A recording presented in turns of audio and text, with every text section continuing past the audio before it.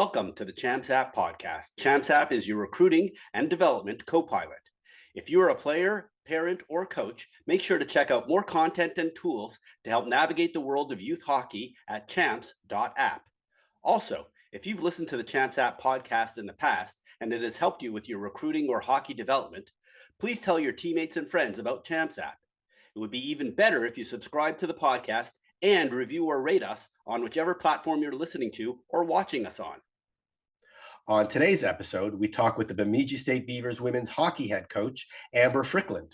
We discuss her hockey playing and coaching career at Bemidji State, USA Hockey Women's Under-18 team, and go into detail about the upcoming recruiting season that starts next month. You will hear directly from Amber about how she evaluates players and prepares for June 15th.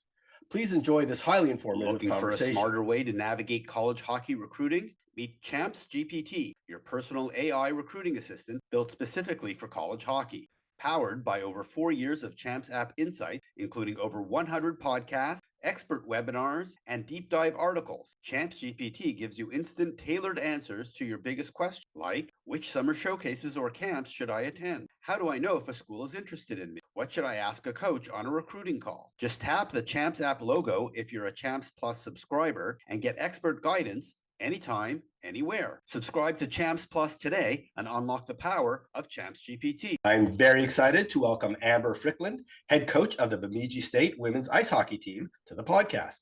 Originally from Hibbing, Minnesota, Amber played high school hockey in Minnesota and played 3 years at Bemidji State. Following several stints as a high school and club coach, she joined the Beavers coaching staff from 2011 through 2020, then returned in 2023, reassuming her associate head coach position before being named head coach about exactly a year ago. So she was also an assistant coach with this year's USA Hockey Under-18 Women's World Championship team in Finland. Welcome to the podcast, Amber. Great to be here, Ray. Thanks for having me. Love your background of the Sanford Center. Well, we were going to get to that because it is an amazing rink. I've been there, as you're well aware, and so we'll get to all about Bemidji State and the fabulous hockey program and community that you have in just a moment. But why don't we start out with just how you started playing hockey as a kid in Minnesota? Sure. Yeah, I grew up in northern Minnesota in Hibbing. It's a town about an hour north of Duluth. Grew up in a time where girls generally weren't playing hockey, at least where I was from, and so. My journey started at the outdoor rinks in Hibbing, Minnesota, at the Greenhaven rink. Started playing in the rink, outdoor rinks, and then in fourth grade, my dad said, "Let's sign you up for hockey." And so started my journey in Hibbing youth hockey, playing with the boys. So I grew up playing with the boys for 3 years. That brought me to Pee Wees, and unfortunately, at that time, it was to go to checking in Pee Wees or play basketball. And there was no girls hockey opportunities at the time. So I stopped playing hockey and started playing basketball for 1 year, and spent most of my time at the outdoor rink that season. And then I got really fortunate. There was 2 other girls in my town that played hockey, and their dad decided to start a girls team. And so in 8th grade, we had our first girls team in Hibbing. We played in Maha at the time, Minnesota Amateur Hockey Association. Ooh, that's a long drive. Yeah, well, we played all over the state, right? So played everywhere. And then just around in my 9th grade year, girls hockey was sanctioned as a sanctioned sport in Minnesota. So that was in 1994. I was a freshman in high school, and our high school was going through the process of trying to add a girls high school team. And so we advocated for that opportunity at our high school, and we brought a Title IX lawyer up to our school board meetings and advocated. I often say the reason why I am where I am today is just for that one opportunity I had to play high school hockey. So I grew up at the exact right time in high school history in Minnesota for girls hockey, and then had the opportunity to play 3 years high school in Hibbing. We were undefeated our first year. We lost our game to go to the state tournament. We won the state tournament in my junior year, when it was all just one class. And then we were runners up my senior year. And so had a great experience playing high school hockey. And then again, grew up at the right time. The WCHA started to be formed. And so had the opportunity to move on to play college hockey. So that's where my journey started. And again, just that one opportunity I had to play hockey at Hibbing has given me so much in my life, and hockey's brought me so many cool places. So played at Bemidji State. Hold on. Can I ask you one question before we Yeah, get to Bemidji sure. State? You Yeah, mentioned that you played basketball for one season. yeah. I'm curious, did that help or hurt your hockey career?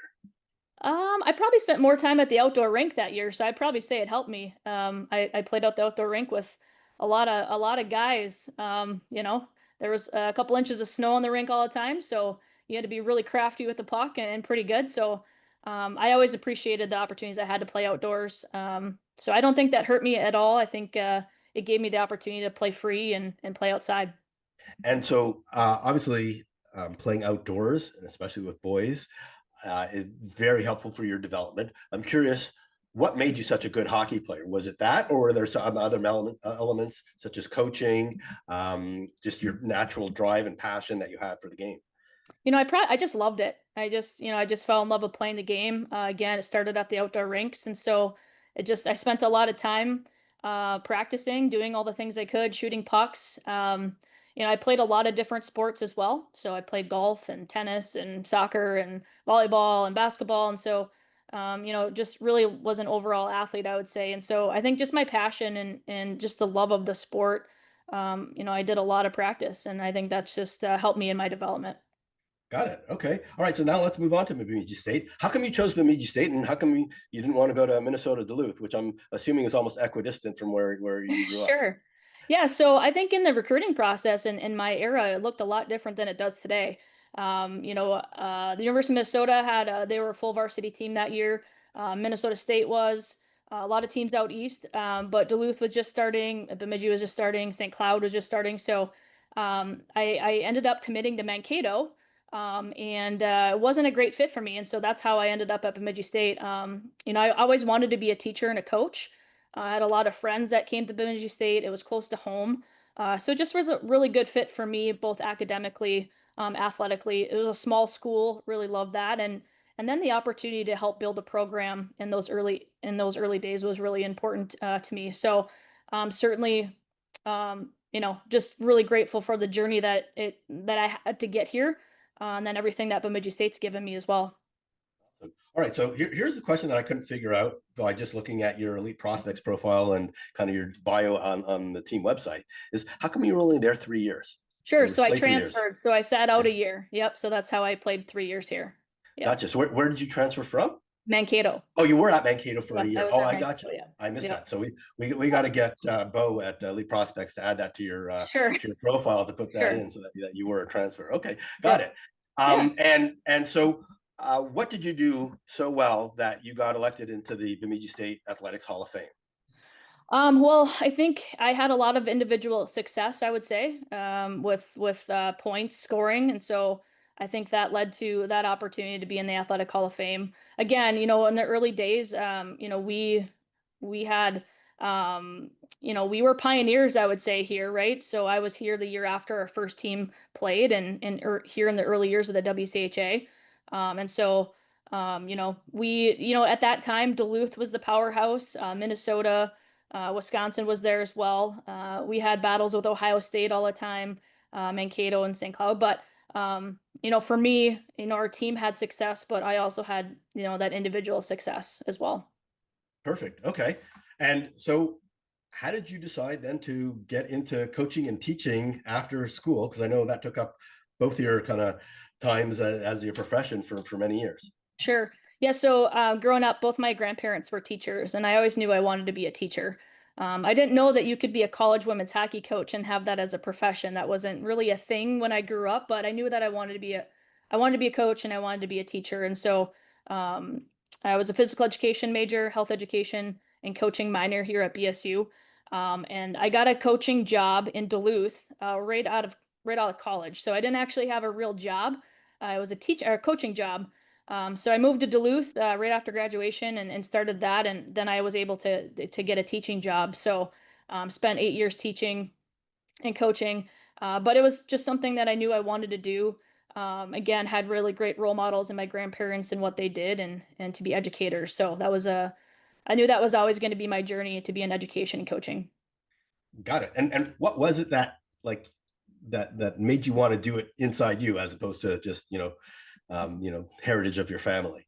Sure. I think just the opportunity to give back, to be in education, to make a difference every single day. And, the game of hockey gave me so much. And so the opportunity to give back and to, hopefully, again, make a difference and create an opportunity for the next generation of female athletes to have a great experience and not only just play the game, but everything that comes from that, right? Lifelong friendships, life lessons, education, all those types of things. So, the opportunity to work in that field and to be a hockey coach was always something that was what I wanted to do.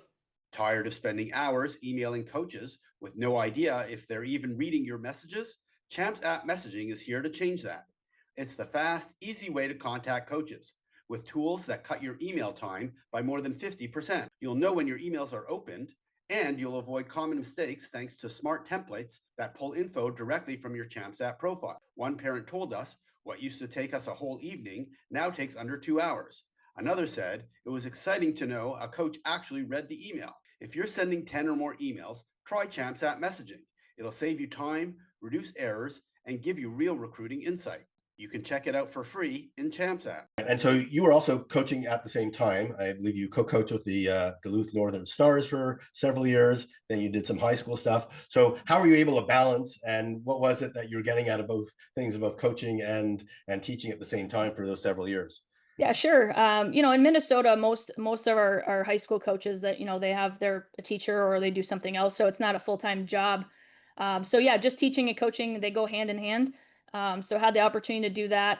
During that time, I got my master's degree as well. And then during that time I was coaching high school, I guess I started realizing that the next level is I really wanted to coach at the college level. And so that started becoming something that I was looking for, like a goal that I wanted to do. And so being really intentional about opportunities that I had in coaching to take advantage of those. So working camps and clinics and, things with Minnesota hockey, those connections that you make with coaches, all those types of things. So really knew that I wanted to gain the experiences as a head coach at the high school level, an assistant coach. And then when I had that opportunity to move to college level, I was ready for that.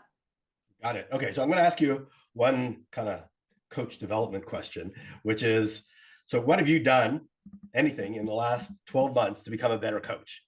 Sure. It's great.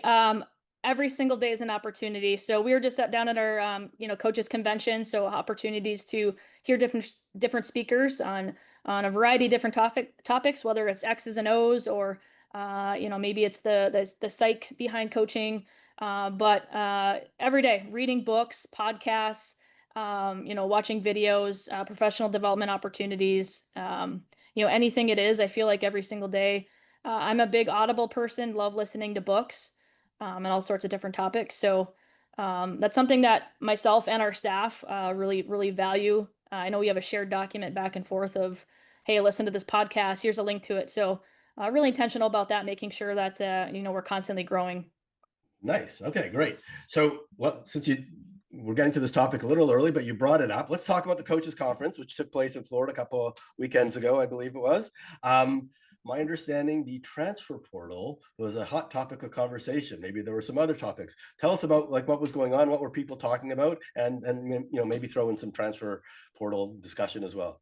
Sure. I wasn't. I don't know that our group talked a ton about the transfer portal. I guess I don't know if those are going on in some other conversations. I know. We heard from the president of the NCAA, Charlie Baker. That was a really great session with him. Just of all the things that are going on in the NCAA and the changes and specifically talking about men's hockey, women's hockey, and what that looks like. But it was just a really great opportunity. Again, right? We heard from President Baker. We heard from X's and O's coaches like Barry Smith, who's always great to listen to and talk to about the X's and O's. And then of course we have our league meetings where we talk about things that are really relevant in our league. And then with our women's body as well, with things that are topics that are important in women's hockey. So, I don't know that we talked a ton about the transfer portal. I know it's a hot topic for a lot of people in a lot of different ways, but wasn't a huge topic of conversation that I was a part of. Got it. Okay. And I'm just curious. I was at a men's college recruiting event yesterday, and I was speaking with a head coach, and he was explaining to me how, on at least on the men's side, there is a huge issue with stealing players. Mm. That coaches are contacting players before they are allowed to. That even after their players are committed, they are still contacting those players and trying to Sure. get them to change their commitments. I'm curious, is there any of those kind of issues on the women's side at all that you've seen or heard? Not really. I haven't heard much about that really, and I don't know that it was really in our conversations either. Again, maybe that's going on. I'm not sure, but it wasn't a huge topic of conversation for us.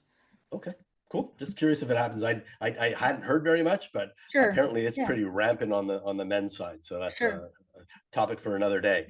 All right, we're going to get to you joining the staff at Bemidji State and go all into more detail on the Beavers. But let's just talk about your role with USA Hockey. How did that come about with you being an assistant this past year?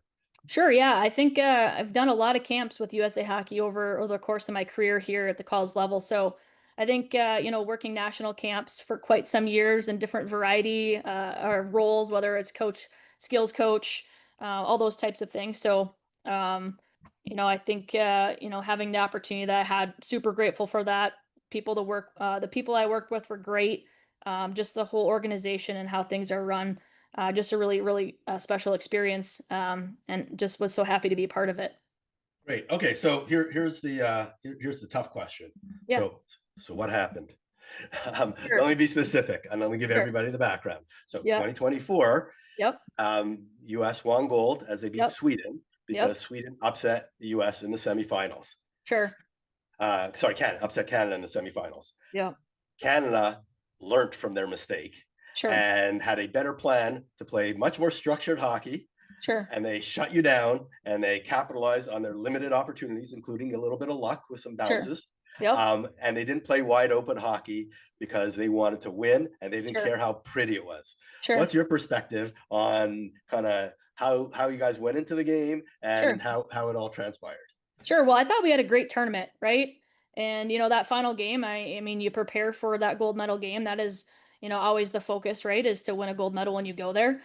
Certainly, it wasn't the outcome that we wanted. That was not in our plan. But Canada, credit Canada, they're good. They came in and obviously had that fire from the previous year.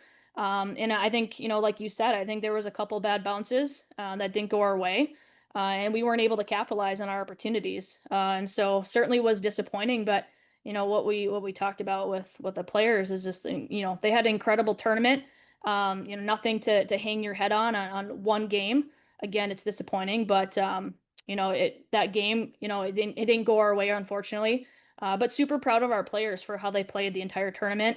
And just how they prepare every single day in that environment. You're in a different country and time zone, and just the preparation that goes into that, and how they prepare, as 18-year-olds is pretty incredible. So again, really disappointed, obviously, in the outcome, but as far as being proud of our players for how they competed and how hard they played all tournament, we were certainly proud of that. Gotcha. And I will mention most of your players or many of your players were nowhere near 18. You had a very young team this year. And Correct. so Yeah. probably many of them will be coming back. Yes. So are you prepared to share with us, especially our listeners in Canada, what you're going to do differently next year? Sure. I'm not on staff next year, so I don't know that I'm the right person to ask that question. I think every year, I think, is an opportunity for everyone to retool and regroup and look upon what happened last year and then how you're gonna make a plan going forward. So I don't know that I'm the best person to ask that question, but certainly just being involved and knowing, um, you know. Uh, how important that is. I know the US is going to retool, regroup, and come back and win the gold next year. Okay, great. So, well, we're recording this right before we're doing our webinar with Haley Skarupa. So I'm going to ask her the same question There you since go. Great. she's the head scout and we'll be doing it. Yes. And if you want to hear the answer to that, then you got to listen to that webinar when it gets posted after, Sure. probably by the time that this thing gets released. All right, this podcast. All right, let's move on to the Bemidji State. So, how did you end up joining the coaching staff for the first time?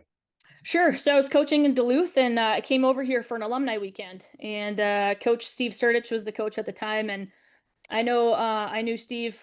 He's an Iron Ranger like me. He's from Virginia, Minnesota, and just had a conversation with him about, if you're ever hiring an assistant, keep me in mind. I'd love to get into the college game. So that next year, an assistant position opened up, and he gave me a call. Applied for the job, came over and interviewed, and was offered the position.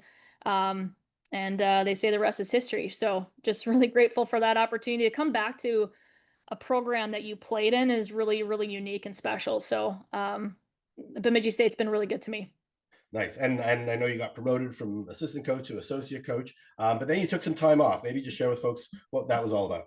Sure, yeah. So, spent some time here. Steve Sturdich retired. Jim Scanlon came in, worked with Jim for a variety of years, and during that time, I went back to school and got my doctorate degree while I was coaching. And at the time, there was a position open in our athletic department. Sorry, in our Department of Human Performance, Sport, and Health. And so at the time, I decided to do a little career change and go back into the classroom at the college level. So I did that for 3 years, and during that time, I did some other things within hockey and within USA Hockey with coach development, and some other things with female coach development. And then the position, Coach Sobiak, who took my position when I left, she took a new position, and so Coach Scanlon gave me a call and asked if I wanted to come back. And I missed coaching, I missed everything about our program, so the opportunity to come back, jumped at that. Got it. All right. So we've talked about you playing at Bemidji. We talked to you coaching at Bemidji, but we actually haven't talked about the school. So I visited there, and the one thing that stands out is, so first of all, everybody loves Bemidji who lives there. That's the one thing that I definitely remember. But Bemidji is not Minneapolis, St. Paul, and is not Boston. So Sure. why do people love Bemidji so much? And tell us about not just the city, but also the school. Sure. I think, Bemidji is just a great small community, and I think you get that small community feel here. People love Beaver athletics. They love their hockey here in our community. There's just a sense of community, I would say. Again, our university makes a big portion of our community, but our community also is a big part of our university too. So I think the two go hand in hand. It's a beautiful place. Northern Minnesota is beautiful. We're right on a lake. Our campus is on a lake. Our soccer, football field's right on the lake shore. Our Sanford Center where we play hockey is across the lake, but right on the lake shore as well. So, kind of one of a great example I talk about is, from May until about November, when you drive south on the weekends, everyone's going north, right? They want to come to northern Minnesota. And so, you're coming home on a Sunday, and all the traffic's going south back to the city. So, it's just a great community. It's beautiful here. There's a lot of things to do outside. And so you think about it as kind of like a resort town. So it's very unique, right? We're very unique. Like you said, we're not in the city. So I think just the community support, our campus and how they support, our athletics, and just really special. I think the people make Bemidji what it is. Got it. And maybe just talk about the academics and the types of majors people can study. Sure, yeah. I think we have for small school, I think we have a lot of different academic offerings. A lot of our players are, in exercise science or biologies, psychology, business, education. We have players that, come through here and they end up being teachers. We have players that come through here to go on to medical school. We just had two players that came through here that went chemistry biology that just graduated from the University of Minnesota Dental School. And so I think it really great opportunity for players to come here, play hockey, get a great education, and it can kind of lead you to wherever you want it to go. So also nursing is a really popular major. I know it's really hard to do nursing and play Division I hockey at a lot of places. And because of our small size school, they're able to make that work. So again, I think for a small school, we have a lot of academic offerings, kind of across the board. Perfect. All right. So let's move to the team. Maybe just talk about the facilities. Obviously, you have a beautiful rink, and you have a huge support, from the local community coming to your games. Talk about, the facilities, and the arena and everything else that kind of happens with actually getting the team on the ice. Sure. Yeah. Well, yeah. So our rink is off campus, so it's across the lake. But the Sanford Center was built in about 2010. So, newer facility, everything we use is over here. So our weight room, our offices, everything is over here for our student athletes, but it's a great facility. Obviously our men's and women's team plays here, but it also hosts other, community events as well. Trade shows, concerts, all those types of things, commencements. So certainly a great facility for our players, and our fans and the community. And again, everything our players need to compete at the Division I level is here, that they're able to use, and campus is not too far away as well. So there's also, on campus, there's different resources as well that we have, but super fortunate that we have such a great facility in our community that supports our programs. Perfect. And maybe talk about the coaches on your staff. When I used to talk about Jim Scanlon, I used to say like that guy wore Beavers underwear. Like this guy was totally into Bemidji. But your entire staff, at least the folks that I met, were also very similar. They all love Bemidji and they love Bemidji State. Yeah, so Coach Sobiak, Emma Sobiak, former Emma Terrace, she played here. Actually, Emma was one of my first recruits when I got the job. So Emma played here. She played here for us. She was a captain for us, so she's back as an assistant. Sarah Bobrowski, she was not a Beaver.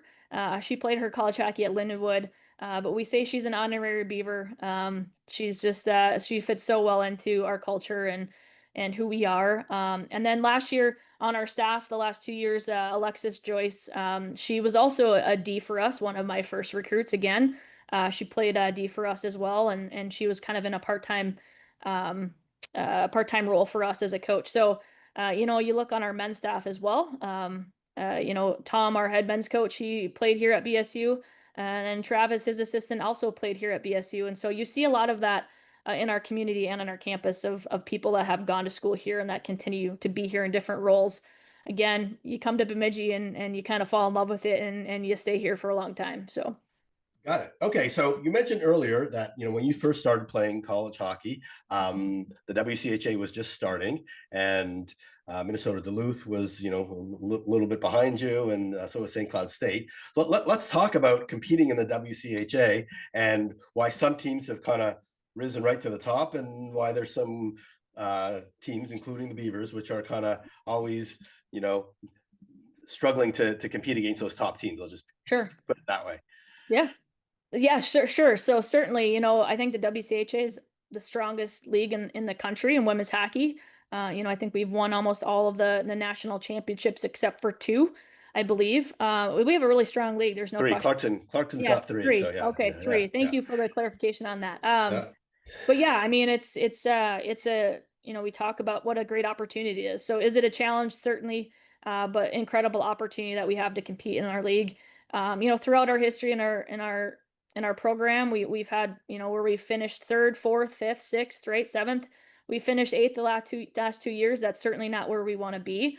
But we're currently in a rebuilding process, I would say, and we have a young team, and we're really excited about the direction that we're going and the progress that we're making so far. But when you get to play with and against the best players in the world in our league, and you get to do that every single week, and it's not going to be easy. But that's the incredible opportunity that we have every day to compete in our league. So, yep, it's a challenge. It's hard, but it's an incredible opportunity that we have, and we look at that as an incredible challenge, but as in a positive way.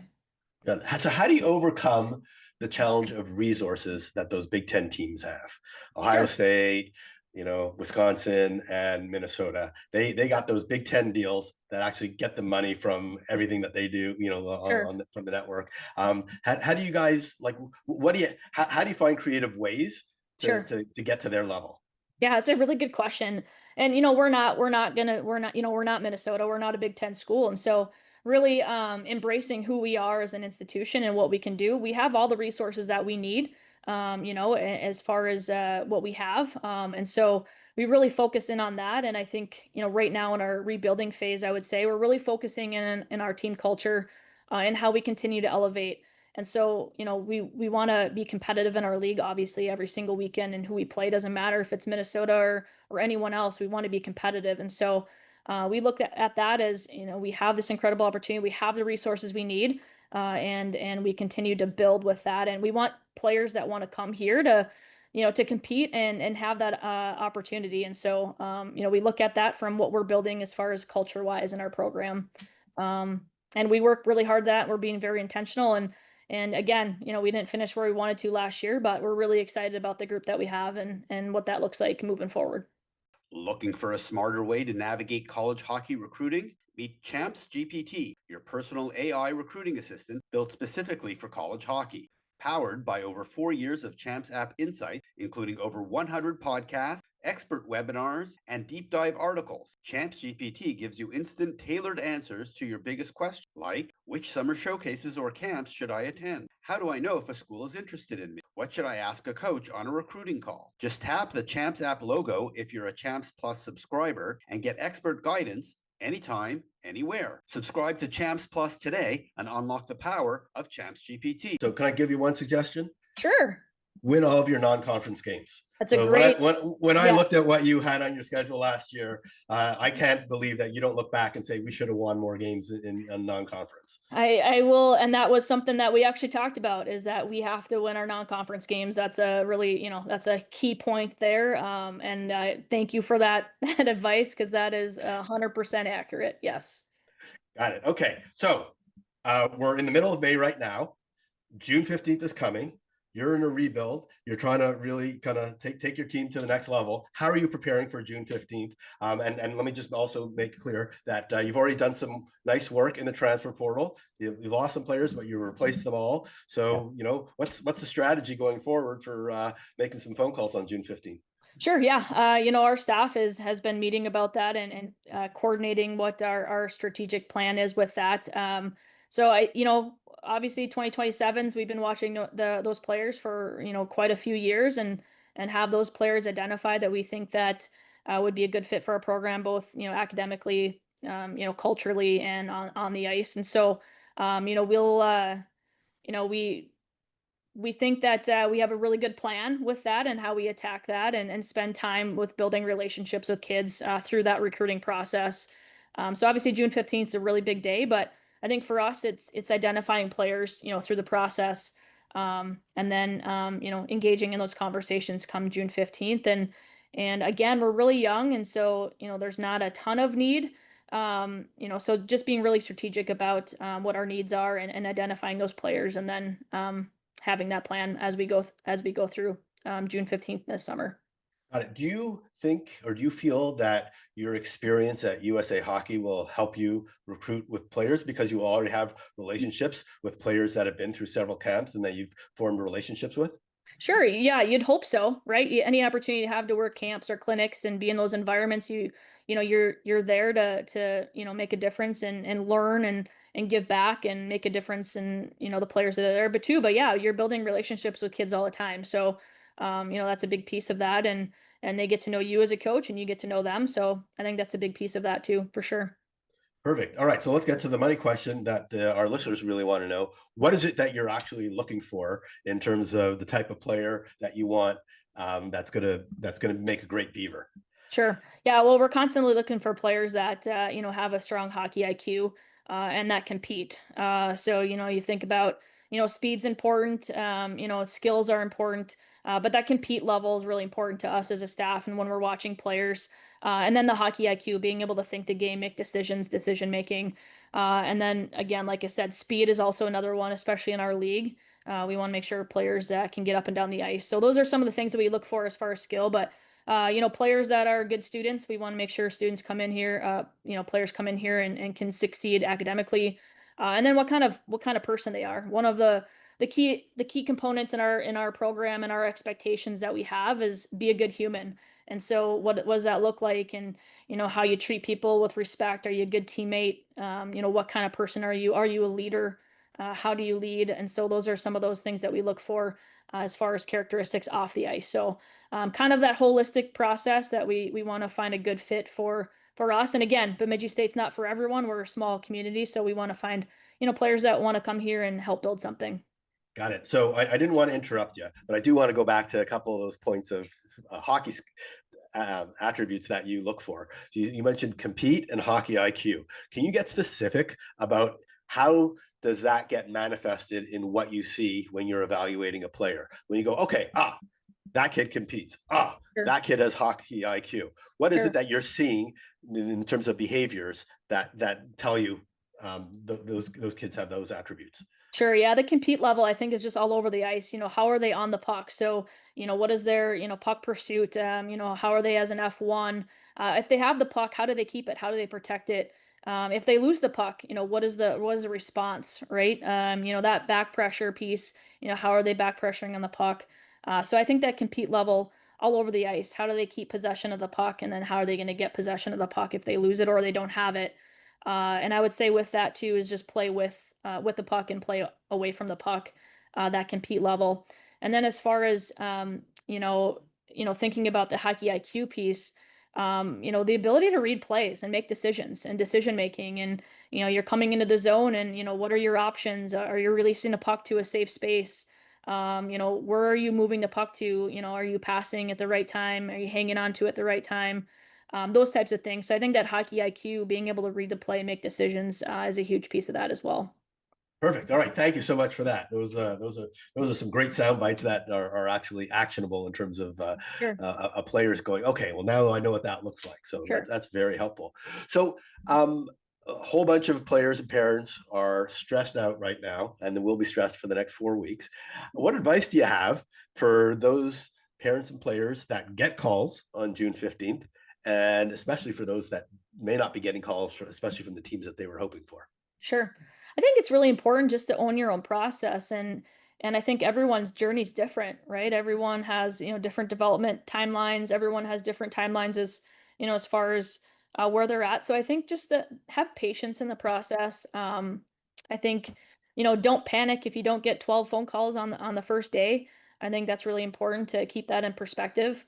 And I think, we talk about this with our team all the time, but control what you can control, right? You can't control how many calls you get, but the things that you can control are your preparation, your hard work, the things that you're doing on and off the ice, who you are as a person, teammate, how hard you work, the things you do that you can control. So I think, a big piece of that is not getting caught up in how many calls you get, but what you can control. And so again, everyone's process is different. And um, I think if you don't get, all the calls that you want on the first day, like it's the first day, there's still a lot of time. So, and then with that too, I would say is like keep all options open. I mean, you might have some schools that are your top schools, but maybe you're not in their top players, right? And so just keeping an open mind and making sure you do your homework and are open to all options, because sometimes the options that you want might not be options, and maybe you have options that that weren't really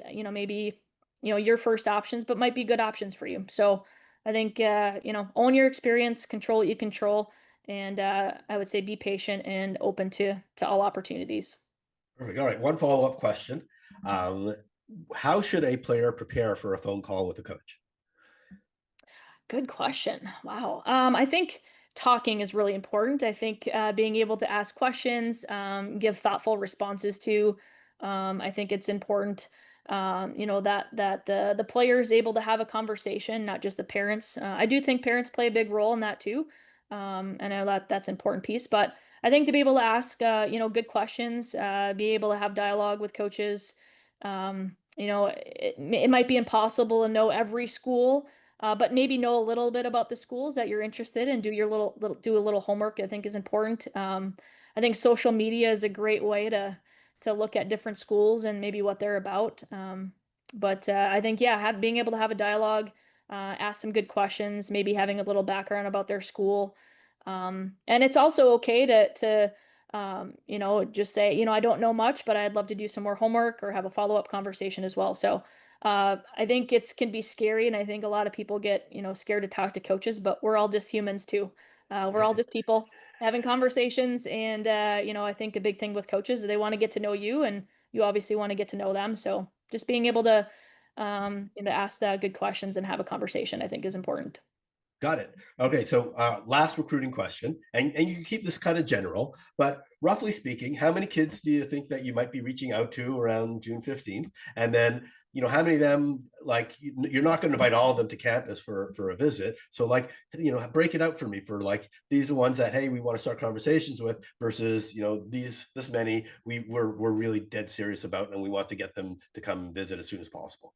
Sure. I think, in general terms, I think I can speak for like in just general terms with that, but I would say, I think every program's different in how they approach it. I think some schools, you can't visit until August, and I think again, every school is different how they approach it, how many players that they call.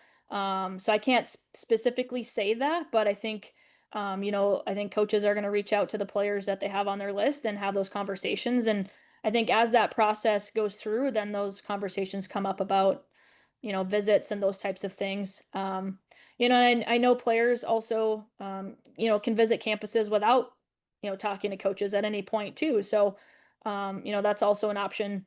I know some people have taken, that opportunity too, but yeah, I can't specifically say, how many players, but I think it just depends again on the program and their needs and how many kids they're going to reach out to. And some players you might have a call and they say maybe we're not interested and you move on to the next player. So I just think it kind of depends on the program and kind of the process and how people do that. I think everyone kind of does something different. Okay, so let me ask it just in a slightly different way. Sure. Is there a hierarchy to the players that you're calling? Like, are there some that you're definitely more interested in, and then others are like, hey, we want to start conversations, but you're kind of not in the top tier? Sure. I think you start conversations with players that you've identified that would be a good fit for your program, and you have those conversations, and I think you build that relationship, and you kind of navigate that process as it goes. And then I think um, you're either in a list or you're not in a list, and then you can kind of continue on in that process. Um, does that answer your question a little bit more specifically? Yeah, so tell me if I'm hearing this correctly. The answer is it's really up to the player to move themselves up or down once they have that initial conversation with you. Sure, yeah, I think that's fair. Again, it goes both ways, right? Coaches might have their list, and they might have a top tier, middle tier. Coaches might have that, but players might also have that as well. So, if your coaches are talking to players and they're also interested, that might continue to move forward. If coaches are talking to players and are not interested, that might not continue to move forward. So I think it kind of goes both ways on the coach's side and also probably the athlete side as well. Perfect. Okay. Last question is, so you mentioned that, players can come visit campus and have conversations with you starting in August.